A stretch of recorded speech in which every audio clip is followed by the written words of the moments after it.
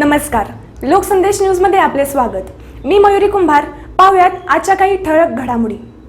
वाई प्रांताचा ऐतिहासिक पहारेकरी म्हणून ओळखला जाणारा किल्ले वैराटगड आतापर्यंत मध्ययुगीन दुर्ग म्हणून अभ्यासला जात होता। मात्र अलीकडे वाई येथील इतिहास अभ्यासक सौरभ जाधव यांनी केलेल्या संशोधनामुळे वैराटगड परिसराचा इतिहास थेट प्राचीन बौद्ध काळाशी जोडला गेला आहे। जांभुणे गावच्या डोंगरात आढळलेल्या अज्ञात लेण्यांमुळे या परिसराच्या ऐतिहासिक महत्त्वाला नवे परिमाण प्राप्त झाले आहे।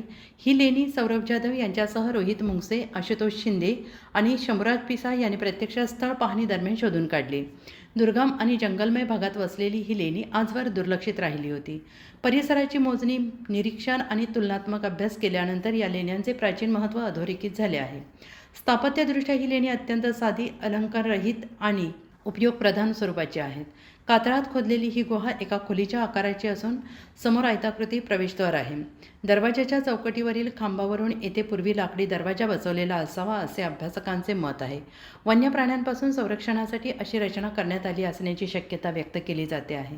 लेणीच्या उजव्या बाजूस प्रकाश आणि हवेसाठी लहान खिडकी असून आत कातळातच बनवलेला ओटाही आढळतो। ही रचना बौद्ध थेरवाद हीनयान परंपरेतील भिक्षूंच्या निवासस्थानांशी साम्य दर्शवते। कोणतेही शिल्पांकन नसणे, साधी अंतर्गत रचना आणि ध्यानधारणेस पूरक वातावरण यामुळे या लेण्यांचा वापर वर्षावासासाठी होत असावा असा निष्कर्ष काढण्यात येतो आहे।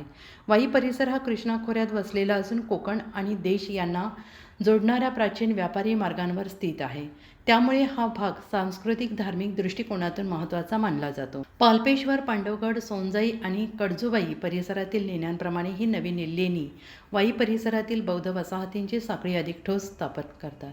स्थापत्य साम्यावरून सातवाहन काळात येथे बौद्ध भिक्षूंचे संघटित अस्तित्व होते हे स्पष्ट होते।